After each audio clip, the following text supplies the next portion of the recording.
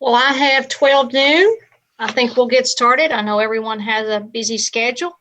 Welcome and thanks for joining us this afternoon for our new knowledge session. My name is Sandy Ratliff. I'm with Virginia Community Capital, and we're always happy to partner with Washington County Chamber of Commerce, Virginia Highlands Small Business Incubator, and the town of Abington to offer this professional development series of workshops to new and existing businesses. This is a program that we started in 2014 to support the Washington County Business Challenge, and it has become one of the longest running professional workshop series within the Commonwealth. Now, before we get started and I turn it over to our presenters, I wanted to note that in order to keep the webinar flowing this afternoon and to stay within our time frame, we have everyone muted. However, we want to hear from you, and if you have a question for any of our speakers, if you will post that in the Q&A section at the end of the session, we will be addressing those. I am pleased to have Cindy Fields with us. She's the director of the Virginia Highlands Small Business Development Center in Abington. And Cindy has been a strong advocate and supporter of small businesses in the region. And Cindy, I'm going to turn it over to you to introduce our speakers and start the program. Thank you, Sandy, and I welcome everyone today. I'm going to go ahead and share my screen with you and tell you a little bit about what we're going to do today. And I will make a few introductions, and then we will just keep rolling. We'll save a Q&A time for the end. And again, if you have questions during this presentation, please type those in the chat box, and we will monitor those. But today's presentation is on getting better results through marketing beyond your storefront. It is a presentation that is being presented by Virginia Highlands Small Business Development Center, and we have with us today Victory Harbin from the Social Brand. I wanted to take just a moment and tell you a little bit about the Small Business Development Center in case you are not familiar with what we do. The Small Business Development Center at Virginia Highlands is a partnership between our localities. We serve Washington County, Smith County, and the city of Bristol. And we also are a partnership with the Small Business Administration. Our state office is located at George Mason University in Fairfax, Virginia. But we are a statewide infrastructure. We deploy technical resources directly to businesses. We have local offices throughout every jurisdiction in Virginia. At this point, those number 28. We are an economic development program. We assist businesses with access to capital, marketing, job creation, retention, and helping them launch and grow themselves. We like to refer to ourselves as feet on the street, providing direct assistance to small businesses.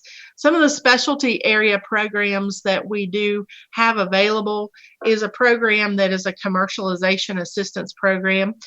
We refer to that as our ICAP program, and it works with businesses who may have some type of product that they are trying to commercialize and working with those business entrepreneurs through the process of bringing that to market. We also have an international trade program, and in that program, we work with businesses who want to be able to export products, help them have access to trade missions and different resources, and also helping them just walk through that process of how you actually are able to export a product. We also work with those companies that are in the growth stage. So we don't just work with businesses that are trying to get started, but we work with those businesses to help them continue to achieve growth beyond just that initial opening. We have some veterans programs. We have a small town and merchant program where we work specifically with restaurants and with brick and mortar stores in downtowns. We have a cyber awareness program, and one of our newest programs is our brewery specialist program. We have someone who works with individuals who have distilleries, breweries, tasting rooms, and helping them navigate all the different regulations. And that's been a very successful program for us. So a little bit more specifically, what are we really working to do? We help businesses with sales growth. Obviously, we help businesses get started in the beginning, a great resource for that. We do provide current education on local, state, and federal regulations and laws. We help businesses develop marketing strategies to reach new markets and increase their visibility. And we provide financial assistance and help businesses find funding options. So our program today really is as a result of the CARES Act. Through the CARES Act, there were many resources that flowed to different organizations. The Small Business Administration has provided CARES Act funds then to their small business development centers to further assist small businesses with their needs during this time while you're trying to navigate through this pandemic. These are free resources, and I did put a link here in this slide. You all will receive a copy of these slides. But if you are interested in being a part of this program, we would ask that you register at this link, and then we will be in contact with you. We are working with businesses as we get to them, as they are contacting us and getting on the list to be a part of this program. And our speakers today will be Patrick Horn. Patrick is a marketing counselor with the Virginia Highlands Small Business Development Center. He works specifically with businesses, helping them with their marketing strategies, initiatives, helping them increase their visibility on the web and through social media. He has experience with websites and many different social media platforms. He has a degree in marketing from James Madison, and he is working on his master's at East Tennessee State University. Then our second speaker will be Victory Harbin with the Social brand. And Victory actually has ties to our area. She has a BS in marketing from King University. She is a digital marketing expert who partners with business owners to get their messages online. She knows firsthand about the roller coaster of entrepreneurship, and that is where she has focused her efforts. She's worked with many small businesses in her area, and she holds a total of 27 certifications in various areas of marketing and Google AdWords. So Patrick, I'm going to turn it over to you. He's going to explain to you a little bit about the marketing assessment program that we have going on. And again, that is a free program, and then we'll roll right into Victory. Hello, everyone. Like Cindy said, my name is Patrick Horn, and I am the marketing counselor at the Virginia Highlands SBDC. I'm here to tell you a little bit about the marketing assessment survey that I've been working on since I joined in June. So what is the marketing assessment survey? So it's an evaluation of your business's current marketing tactics. And we figured out the best way to do this is to break down your marketing into 5 distinct categories, those being website, SEO or search engine optimization, social media, signage and storefront, and then finally print media. We figured these are the most malleable and manageable internal factors that you have control over, as of course we all know external factors are kind of up in the air, so we can't really control those. So we're looking to pinpoint areas that need improvement or added emphasis. So how it works. So the ultimate goal is to have both the client and the counselor fill out the survey. That way we can compare our answers and figure out which areas need specific help. We are answering statements on a scale of 1 to 5, 1 being strongly disagree, up until 5 being strongly agree. For example, these statements can be, under social media, the content is relevant to the business. So from there, you would answer you either strongly disagree, neutral, agree, or strongly agree. And at the end, the values of all these categories are totaled, and then we find the average to get your overall marketing performance score, which is, again, is on a scale of 1 to 5, 1 being low visibility and low effort, and 5 being high visibility, high effort. Obviously, we're trying to get every business that we work with to a 5. And to do that, we follow a specific set of action plans for each individual category. Next slide, Cindy. So why are we using this? Well, it allows the owner to view their business through a quote unquote customer's perspective. And this helps them maybe uncover areas that they didn't realize they needed help with, or areas that they need to put more emphasis into. And what we've seen so far is a lot of business owners have issues with social media. Maybe they're comfortable with Facebook, but they're not too comfortable with Instagram. So we're trying to get them up to speed with the new trends in social media and make sure that they're staying on the forefront of all social media pages. Again, this allows the SBDC to use a standard survey when evaluating all of our clients, and this helps us to work together and see across the state of Virginia which areas our clients are struggling with. And overall, it helps us document the growth of a business. And again, we're trying to get to a 5. And here's the flyer on the marketing assessment survey, and there's a link down there. I think we're going to post it maybe at the end for you to go ahead and sign up if you're interested. And I hope my ultimate goal, hopefully, is that I will be in contact with you and we get to work together. Thank you. And next, Victory, I believe, is going to touch on social brand.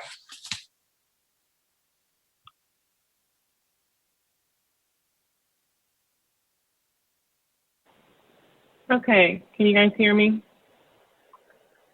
Okay, I am Victory Harbin. I'm the owner of the social brand, and today I'm going to share a class that I've taught several times on writing a marketing plan that works. So I will say that I've taught this class several times. Typically it takes me an hour, and I'm going to try really hard to be respectful of all of your time. So I may skip over a few things, but I didn't delete anything because I'm going to give you access to the slides at the end, and I want you to be able to see all of that. There's also a worksheet that goes with this class. All of that will be emailed to you, like I said, so you'll have access to the slides and the worksheet at the end. So you've already heard my big, long introduction. I do like to know who I'm talking to, so if you guys will introduce yourself in the chat, I'd love to hear, what your name is, your business, the industry, and your role in the business. That kind of helps me. That way I can kind of personalize what I'm talking about. So the first part of writing a marketing plan is setting your goals. And for some people, this seems so elementary that they skip this step. But really, when you don't set goals, it's hard to have effective marketing because you don't know what you're working towards.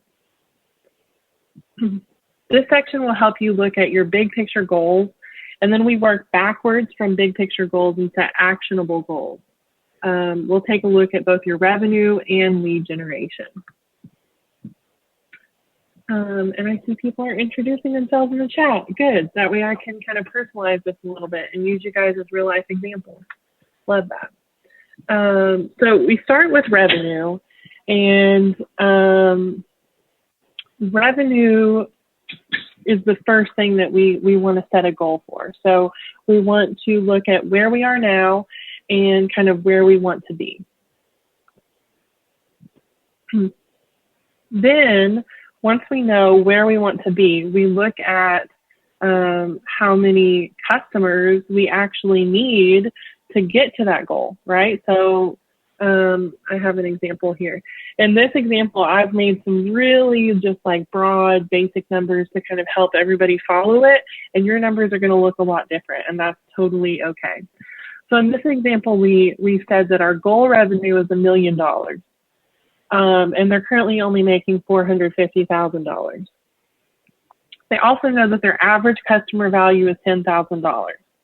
Now, a couple of things. If you don't know what your current annual revenue is, start there, figure out where you are now, and figure out what your average customer value is. Some people know this right off the top of their head, and some people think they know, and when they actually run the report, they're shocked that the value is so different. So know those two numbers always. So we're going to take their goal revenue of $1 million and we're going to divide it by 10,000. Why? Because every customer on average is worth $10,000 and they're trying to get to $1 million. So how many customers do we need? So they need about 100 customers. I wish my business was just like cut and dry.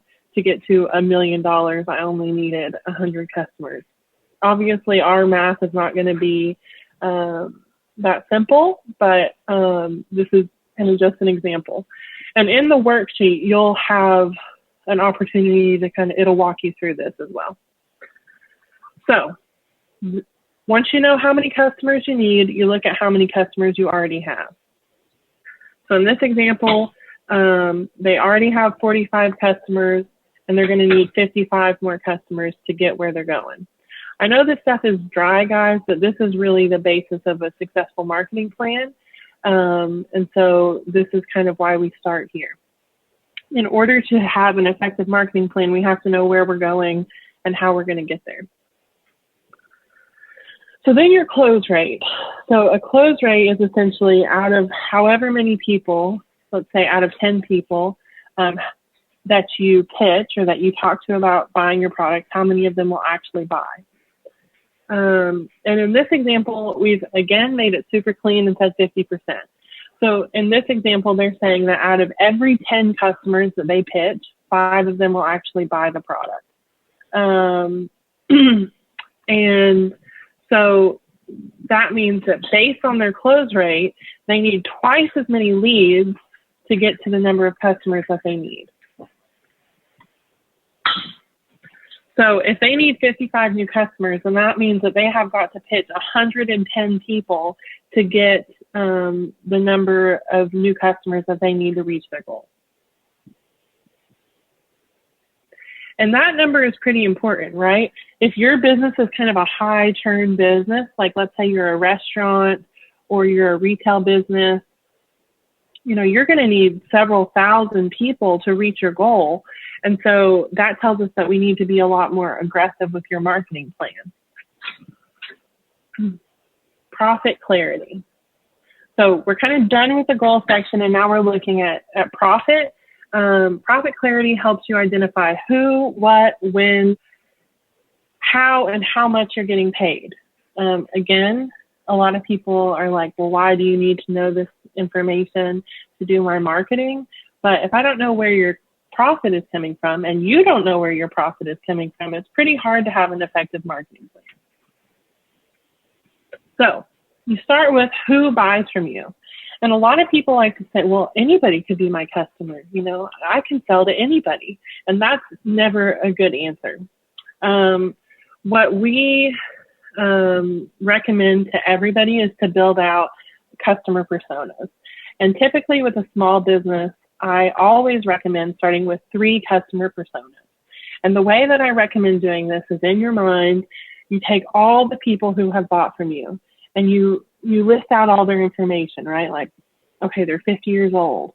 They're married. It's a man. He drives a truck. He lives in this part of town. He does this for a living. I think he probably makes about this much money. He spent this much money with me. And you separate them out into verticals of similar people.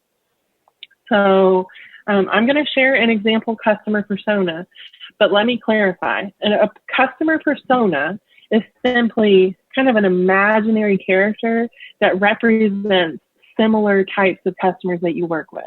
So for example, if I work with a lot of single mamas, then I would have a customer persona based around the single mama who comes into my retail store. Let me use an example of, okay, I see Carter Defense Group. I'm sure that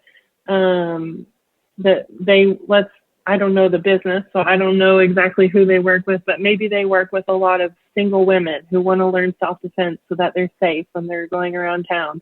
Or maybe they work with, you know, a lot of men in their 40s who want to have a carry permit. So that would just be kind of an example. And then we try to compile as much information about that customer persona as possible so that we can, Rex is saying, yes, he does a lot of women's self-defense. So Rex, I'm going to pick on you and we'll come back to that. So tell me more about the women that you work with so I can use you as an example. Tell me how old they are. Tell me how they usually find out about you. What's their pain point, as in like what made them choose to spend money on this. Okay, so they're typically college age. They can be teachers. He knows his customers. So I'm going to give my example, and we'll come back and pick on Rex here in a minute. So these are 3 example customer personas from actual clients of mine. So that means they've come to me for marketing, and these are their customers. So this was a retail store based in Knoxville, and they sell like outdoor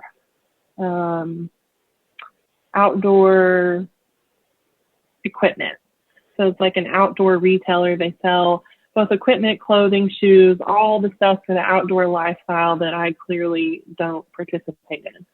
So they tend to cater to guys who are between the ages of 24 and 33. They're typically single. And these guys tend to live either in like the western part of Knoxville or the rural surrounding counties, and they travel into Knoxville to shop. They tend to make between $30,000 and $50,000. And typically they don't have kids, but if they do have a kiddo, it's like a child that lives with, the child will live with the mom, and they just have like part-time custody of the kid. And this is important because this means that we know that this guy has free time. He tends to have a blue-collar profession, so he does work a lot, but when he's off, he likes to have fun. And he's interested in like outdoor living, hiking, fishing, and he really likes water sports. So he'll come and buy a kayak and all the accessories that have to do with that. Now, his concerns when it comes to this store are price, function, and durability. So they know that when they're talking to somebody in this persona, they need to address those 3 concerns or they're not going to get the sale. Let me give you another example. This is for all right, guys, I got stuff popping up on my screen here. This is for a home inspector, again, based in Knoxville. And he works with realtors. So the realtor is kind of the referral source for him. And he knows that if he is able to work with the realtor will send people who need a home inspection when they're buying their house. So he realizes that he needs to target realtors, even though the people paying the bill are actually the home buyers. So when you're building out your customer personas, you should build out your customer personas for kind of the decision maker, the person who's going to lead to the business for you. So a lot of the realtors that he works with are between the ages of 38 and 45. Again, they live in Knoxville. Typically, they make between $60,000 and $75,000 a year. Now, he's not looking at their tax returns. Like, we don't know this for a fact. He's just kind of based on the volume of work that they're doing, based on what they drive, based on their business, he's made an assumption that they make that every year. Typically, they have kids. So they have 2 or 3 kids, and they're between the ages of 10 and 20. Now, why is this important? This is important because this means that they're busy. They have kiddos who are in middle school, high school. They're kind of chauffeuring their kids all around, and they have a busy career. Their interests are, first, they want a thorough home inspection. They want it to be easy to schedule. Why? Because they're busy. They don't want to have to go back and forth a bunch of times. And they want the report fast because they want this deal to close. And their concerns are avoiding surprises or issues with the closing, right? They want their deal to go through, and they don't want the home inspection to be the reason why this deal falls apart. So when he's talking to these realtors, he needs to make sure that he addresses those concerns from the very beginning, maybe even before they bring it up. Okay, last example, and then we'll move on. This is for a campground. And again, this is here in East Tennessee. I'm in the Johnson City area. So East Tennessee, and they attract people from out of state because it's a campground. So people travel to come to this campground and kind of have a vacation. And so they realize that a lot of times the decision maker when it comes to the campground is the guy. It's a married man between the ages of 59 and 67. And they attract a lot of people from Alabama, Florida, and Georgia. This is pretty important because now they know that they need to advertise, not in Tennessee, but in Alabama, Florida, and Georgia. Typically, they make between $95,000 and $120,000 a year. So they have some, disposable income here. They tend to have 2 or 3 adult kids. So this means that there might be grandchildren in the picture. They're pretty interested in RV camping, traveling, and grilling. As you can see, this is a picture of a real customer from this.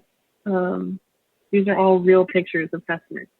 And their concerns are they want it quiet, they want it clean, and they want all their fancy camping toys to be safe. So security is a pretty big deal. So when we're advertising to these men, we need to stress the fact that we're going to provide a safe, secure campground for them. Now we need to look at what they buy. This is where I challenge people to use this as an activity to make sure that we're addressing the pain points of our customers.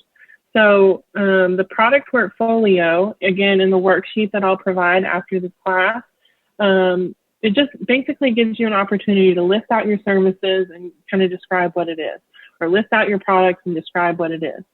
But I really challenge you to first build your customer portfolio and really pay attention to what their pain points are and their concerns when it comes to your business, and make sure that you are providing products or services that address each of those. Because in a lot of cases, I've learned that the businesses that I work with, if they really let themselves use it as an activity to explore room for perhaps new products or services, they discover there's opportunity for new development there. Okay, now we're 3 out of 5. We're in our third section here, so we're gonna be about halfway done now. You guys are making it. We're making time here. This section will help you take a quick, big picture view. We're going to take an inventory of your current brand assets. You'll do an evaluation of your current marketing efforts. You'll look at what marketing you've tried, and most importantly, you'll look at what your competitors are doing. Yeah, and if I'm losing anybody, just stop me. Ask the question and I'll stop and answer it. So at the social brand, we break everything into 2 categories, right? So we have branding and we have marketing. Branding really acts as the foundation of your brand. This is all the stable stuff in your business that doesn't change a lot. So this is things like your logo, your tagline, your website, the overall messaging of your brand, and perhaps like your business cards, your pamphlets. You're not going to be changing that every month. Typically, it's going to look pretty much the same. Just a couple of examples here. Then we have marketing. Marketing is kind of the part of promoting your business that makes people feel like they're on kind of a hamster wheel. You can't keep up with it, and it's really just, it's just constant, and you're constantly having to kind of feed the beast. So this is stuff like social media, blogging, the pay-per-click ads, geofencing, email marketing, search engine optimization. Back when we could go places and see people, this was vendor booths, speaking events. This is a speaking event. This is something that is giving my business exposure. So this is a form of marketing for me, even though I'm just teaching a class. Ebooks, texting, all of that kind of stuff. So in the worksheet that, again, I'm going to provide you, there is a place where you go through and you just mark everything that you're already implementing. So you'll put a check mark next to everything that you're already implementing, and you put an X next to something that maybe you tried, but it just wasn't for you, it wasn't for your business. Now we're going to move into competitive analysis.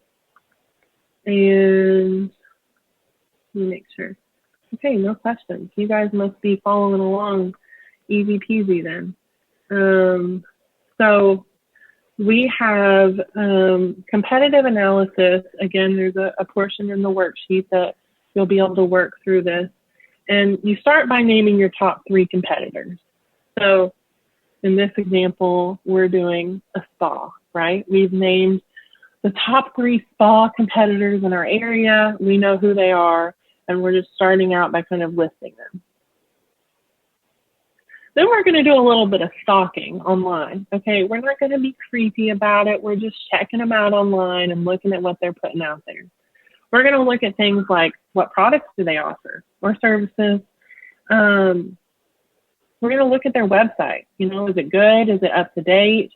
We're going to look at their social media presence. We're going to look at their reviews. Do they have a lot of reviews? Are the reviews good? Are people happy? And Rex, I will totally come back to Facebook ads at the end. Just remind me. I will circle back, but you have to remind me if I forget. We're going to look at their current strategies, like who are they targeting? You can usually tell by just looking at who's in the pictures, right? Is it like a bunch of young, pretty, beautiful women? Is it older ladies? Who are they targeting in their photography? You can usually tell. And then what's their overall position in the market? A lot of times the positioning of the market is really tied to who they're targeting. Then you're going to look for gaps. What are they not doing? That's probably more important than what they are doing. So you've named your top 3 competitors, you checked them out online, and you figured out what they're not doing. Now we're going to talk about what to implement. Guys, we're 4 out of 5 sections through, so we're making great progress here. This section will help you integrate all the information that we've gathered up to this point. So we have, we've done a lot of gathering of information that doesn't really seem like it fits. And usually in this part of the class, people kind of think I'm a little bit crazy. It doesn't really make sense, but it's about to start making sense, so bear with me. We're going to talk about, we're going to integrate how many leads you need, because we came up with all those numbers at the beginning. That's the part of the class everybody hates, but it's most important. We're going to look at those customer personas, and then we're going to look at the gaps identified in our competitor analysis, and we're going to come up with a marketing plan. So first, evaluate your branding assets. Again, in the worksheet, you've kind of checked off everything that you're already doing, but this time you're going to check off what requires attention, right? So just because you're doing it doesn't mean that it's up to par. Does your logo need to be updated, or is it a proper representation of your business? Just because you have a website doesn't mean that it's great. Is it a proper representation of your business, or does it need to be updated?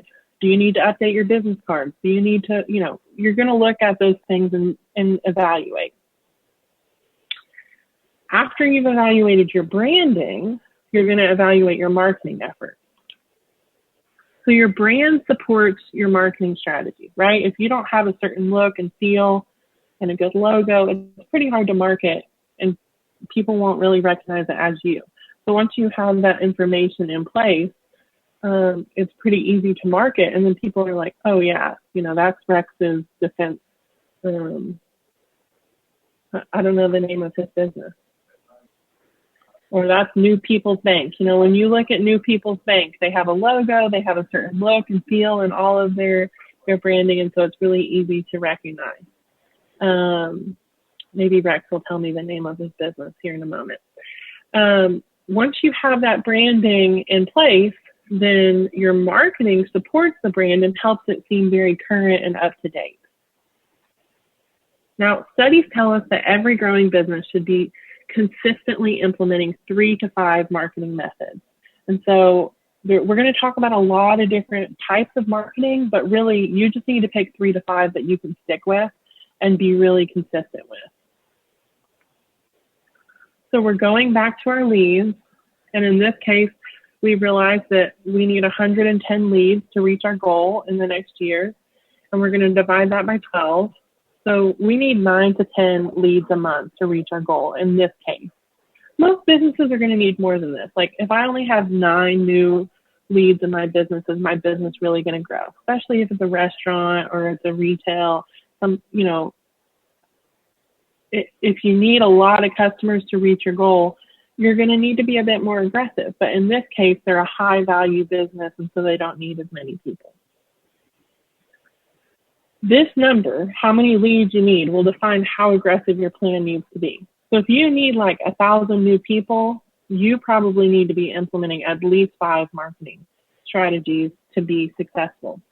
If you only need, 3 leads, okay, you can be at the very bottom, 2 or 3 marketing strategies at a time.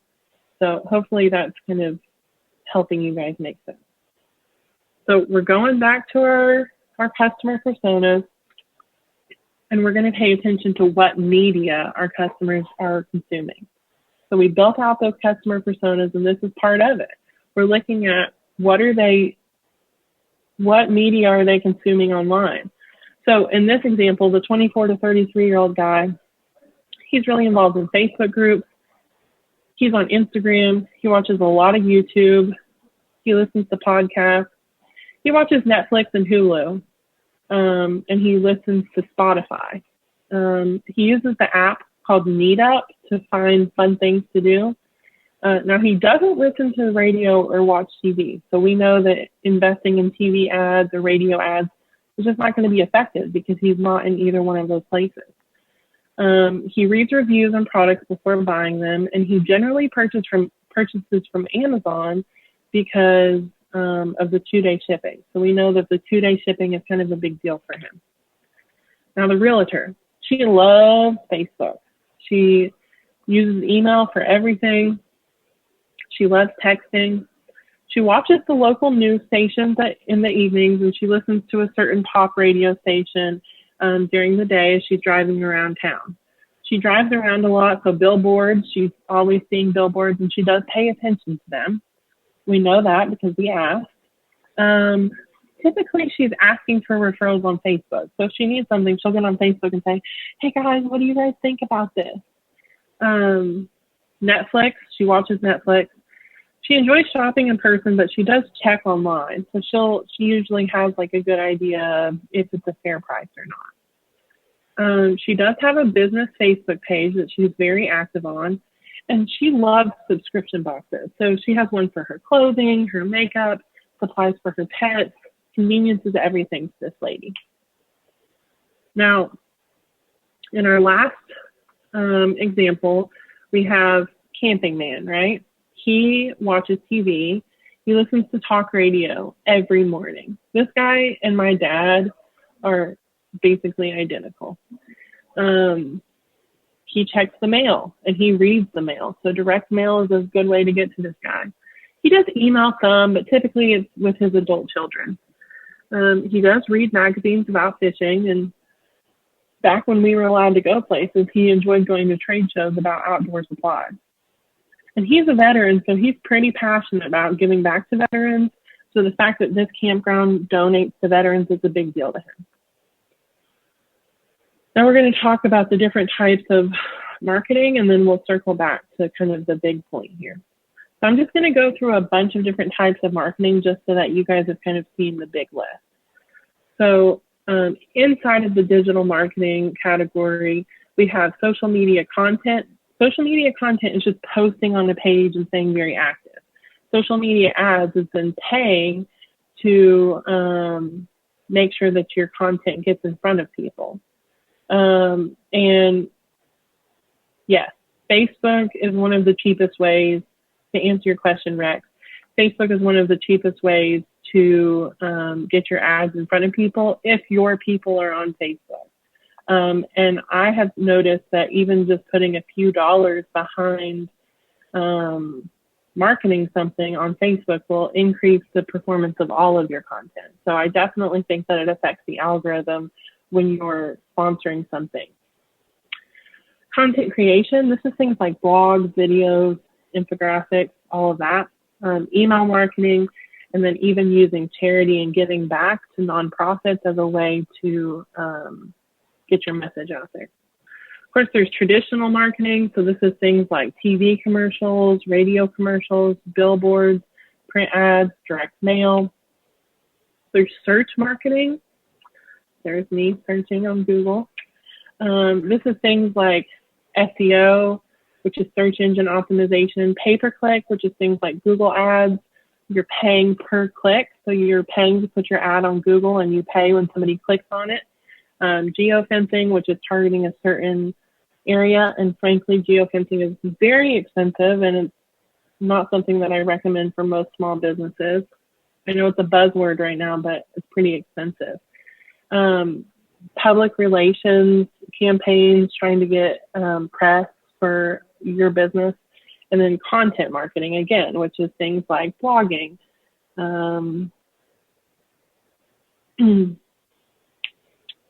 videos, infographics, all of that stuff.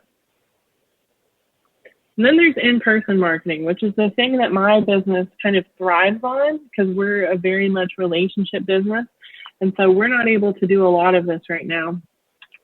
But this is things like vendor booths, speaking events, event sponsorship, networking, and then even some cold calling. Like some people will go into a business that they've never done business with and just introduce themselves or even just call them. I'm just listing off different types of marketing here. So you're going to compare this list and the things that you're interested in doing to the gaps that you've identified in your competitor's strategy. So here's the list of all the media that your customers consume. You're going to cross out the things that your competitors are really heavy in. Now, sometimes best practices tell us that we should still be doing that. Like, for example, if we know that all of our customers are on Instagram, it's probably a good idea for us to have an Instagram presence. That's not where we're really going to focus our resources and our money if all of our competitors are already doing that. So you're going to take the media that's consumed by your customers and the gaps in your competitor strategy, and you're going to try to live right here in the middle. So you're going to be right where in the media that your customers are consuming, where your competitors are not investing, and you're going to try to live right there. This is different from what a lot of people teach, but this is what I see as effective for my clients. So in this case, we've marked off Instagram, podcasts, and Meetup because our competitors are pretty heavy there. So we're choosing to focus on Facebook groups, YouTube, and Spotify. So again, in the worksheet that I'm going to send you, you're going to do this little exercise on this page and spend some time comparing what your competitors are doing, what they're not doing, what your customers are doing, and come up with 3 to 5 things that you can implement on a consistent basis. And then you're going to commit to a frequency, because doing something 1 or 2 times is not effective. You have to commit to doing it on an ongoing basis. Okay, we are officially in the last section, guys. You have almost made it.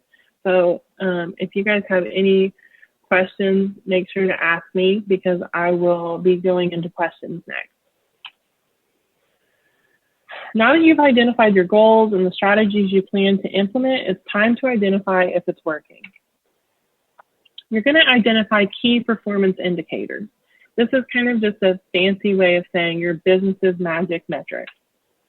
So examples of this would be getting more sales meetings, getting more phone calls, getting more forms filled out on your website, having more people ask you about your business on Facebook.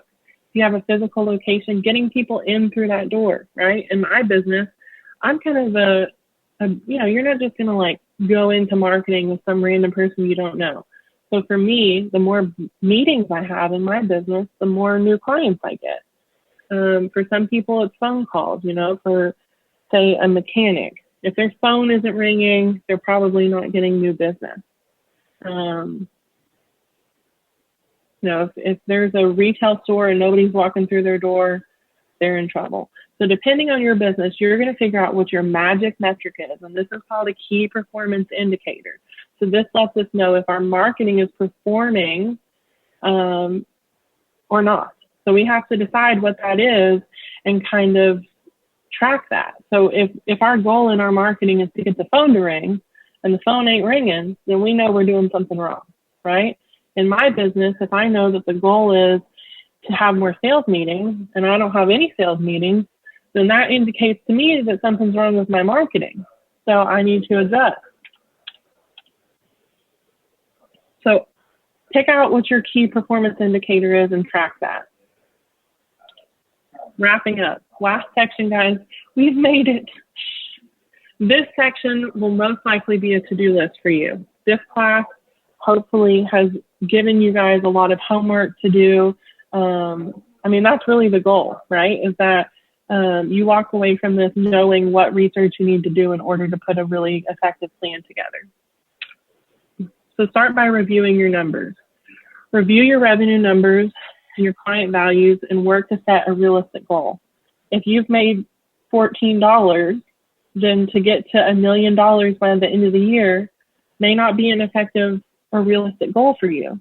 But maybe a realistic goal is to get to 100,000 or 50,000 this year. Think about your budget. Think about what a realistic budget to spend on your marketing is. Because when you first begin investing in it, it is just that. It's an investment, and you may not see a return on it right away. I had a question from Sandy. If you have a limited budget for marketing, what % should you invest in online marketing? Honestly, I think that digital online marketing is the most affordable way to invest for a business. And so I think that if you have a limited budget and you're investing in marketing, all of it should be online. Now, that's not to say that that's the correct answer for every business. For example, if you have a physical location, you know, some signage and things like that is going to be important to you. But I would say that the majority of your budget should be online. And if you guys have questions about that, I know that Cindy and Patrick are happy to talk to you more about that, and they can hook you up with some really good resources to help you make those decisions. For some people in this class, you're going to have to get buy-in from people, right? So make sure that you're going about this in the right way, because a marketing plan is a fabulous way to get buy-in from people who are making decisions about money. If you're just spending money and it's like in this frantic, disorganized way versus a very well-organized, well-thought-out research plan like this, it's a lot easier to say, hey, look, I've checked out our competitors, I've checked out our customers.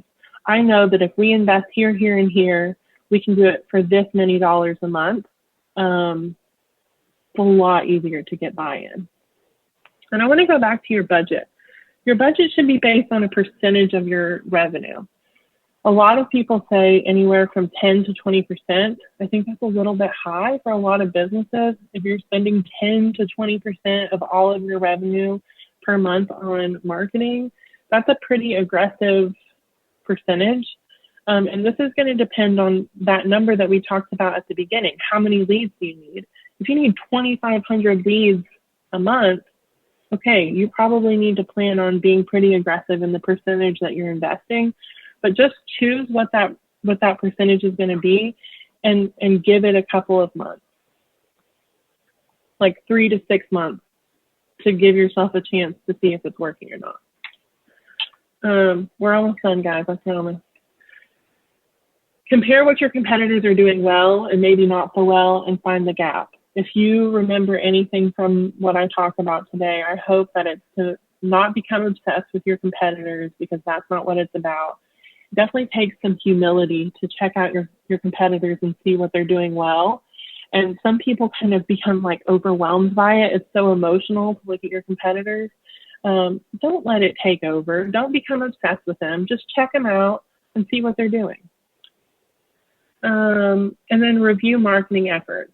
How did they perform? After you've done this for 3 to 6 months, look at that key performance indicator and tell, does the data indicate that your marketing was effective? And if it wasn't, then adjust your strategy and try again.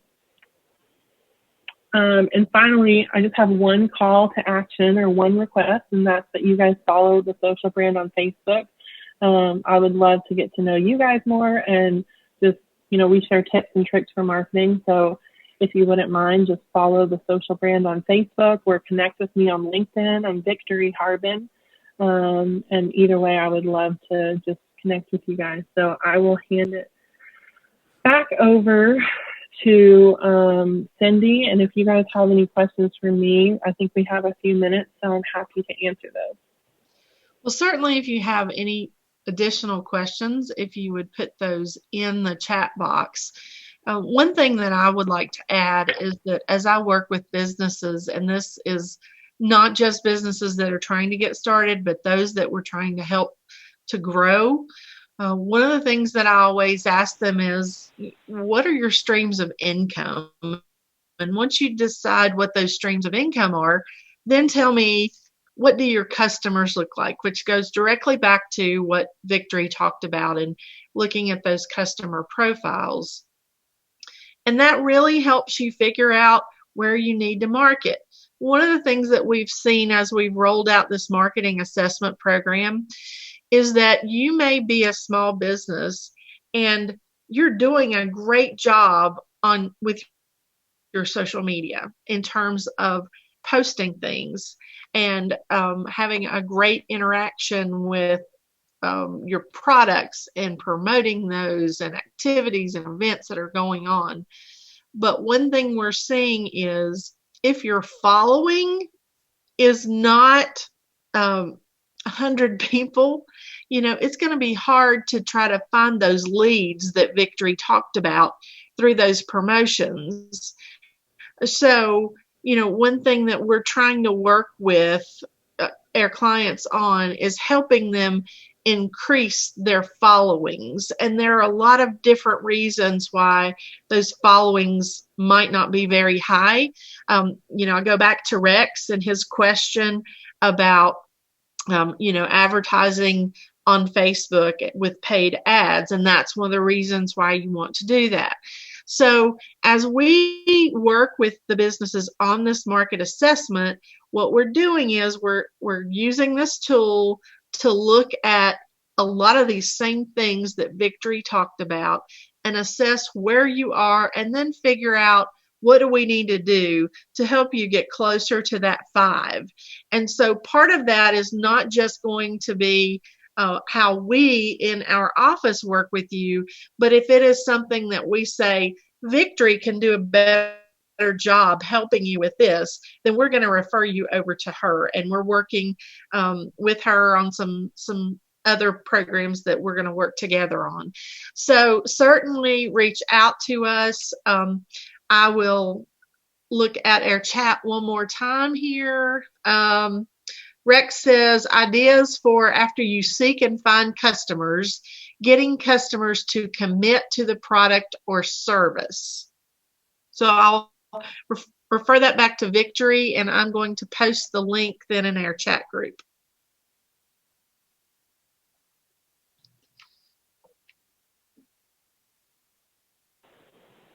It would help if I unmuted myself, right? I'm just talking to a quiet screen here. So I guess I would say that often giving someone something for free or a discount will help them get over that hurdle. So offering them a free online class, or offering them an initial free class, offering them a discount for their first class. Referral or loyalty programs also work great. So things like bring a friend and you both get $10 off. Anything that kind of helps them feel like they have a lower barrier to entry or a lower risk to begin starting, I would say would be a great way to help customers commit. I know that I joined I want to say it was like an MMA, something like exercise class, because my friend was a member and she was able to bring a friend for free one time. So I went with her and I had a lot of fun, and it was a social thing for me. And so I ended up joining because I had that connection there. So playing on the customers that you already have and using that as a beginning point is usually a really good place. Now, if you don't have that beginning point, then I would say offering something that helps lower that barrier to entry, like a free class or a discount on a class, would be a good first step. But that's, without knowing a lot about your business, that's kind of a really broad answer. So Rex, that's one of the things that when we meet with a client, we sit down and we really try to brainstorm with them, think outside the box, really understand what you're doing, and then try to develop some ideas of where we need to go with the marketing. We deal with some clients who are looking to have a following nationwide. And so what we do with them may be somewhat different than what we do with a business who just wants to provide a service locally. And so it really depends on your business, what you're providing, as to, how we would guide you in trying to make your business more visible. Other questions? We have about 5 minutes left. I do want to take this opportunity to thank Sandy for helping us with the program today, and Patrick for his work on this. If we do have people on this call that are not residents of Bristol, Washington County, or Smith County, I will tell you that the Southwest Virginia SBDCs do work together. And so we do have this assessment tool that we are using across Southwest Virginia. I believe we do have Misty Bandy on maybe today. She's with the Southwest Community College SBDC. I believe Mandy Archer may be on as well. She's with the Blue Ridge Crossroads SBDC. And then we also have an SBDC at Mountain Empire Community College. So we all work together on this project and trying to move our businesses forward. I want to thank Victory. I ran across Victory actually because I work a lot with our Tennessee SBDC that is in Johnson City. And I'm so excited that I found her because honestly, she is just one of the best that I have ever heard in her presentation and the strategies that go into helping businesses understand really how to define who their customers are, which then leads to growth in sales. That's one of the biggest things that I see when I work with a business and I say to them, what do your customers look like? And I get this deer in headlight look because they're not sure how to figure that out. And that is one thing that Victory mentioned, as she developed those customer profiles. And one question that I would ask you, Victory, is that, I guess some people would say, well, how did you find that out about, let's take the camper man or the camping man. How did you find out all the things that are important to him? Well, usually people are looking for like some fancy tool or something here. And honestly, the answer is just like we asked him. We just walked up to him and asked him and had a conversation. And so I would say that like the best tool that you have is like your mouth and human connection and just having a conversation with people and stalking them on Facebook, But honestly, we were at the campground. And this was a camper who had come back. We took a picture with him, and I said, his name is, what was it? I want to say it was Pat. And, Pat had been coming for years. And I said, Pat, can I just ask you some questions? And he was there camping, so he didn't care. Make them feel like a rock star because they are a rock star. And we just said, Pat, we love working with you and we want to find more people like you. So can we ask you some questions? And he was all, we just made him kind of the hero of the moment. And we said, we would love to interview you for a moment. In retail situations, I would say when you're dealing with more people, you're not going to be able to just like sit there and interview them. So as you go throughout your day, pick a question of the day, and every person you interact with, just ask them that question in conversation. How did you hear about us? What kind of social media do you like? Do you follow us on Facebook? Do you, just pick a question of the day. You can ask 5 questions in a week. So just have conversations with people. People are, I own a business called The Social Brand, right? Social, everything about business is social. Have conversations with people. So. And if you think about why you do business with other small businesses, whether they offer services or they have a retail store, you're probably going to think about, oh, well, every time I go into, maybe it's the harvest table. When I go into the harvest table, I always know that I'm going to have this great conversation with their chef. And, he's going to ask me how I am, or he's going to ask about my family, or, and so it is all about relationships, I think, in building the reason why someone comes back and shops with you or does business with you that second time.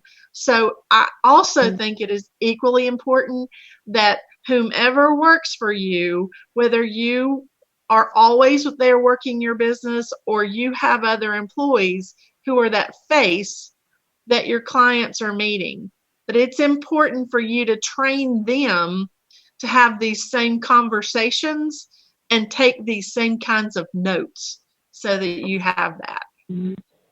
So I don't think we have any more questions. I did post the link if you are interested in talking with us at all about the resources that we have to offer. Another thing that we do sit down and do with you is that we do sit down and say, do you have a budget? If you don't have a budget, then I'm going to say we're going to work on developing a budget. If you have one, then we're going to start looking at that budget to actual comparison. And that helps us get then to those questions that Victory's asked about, how many customers do you really need to have to make sure you're meeting your budget?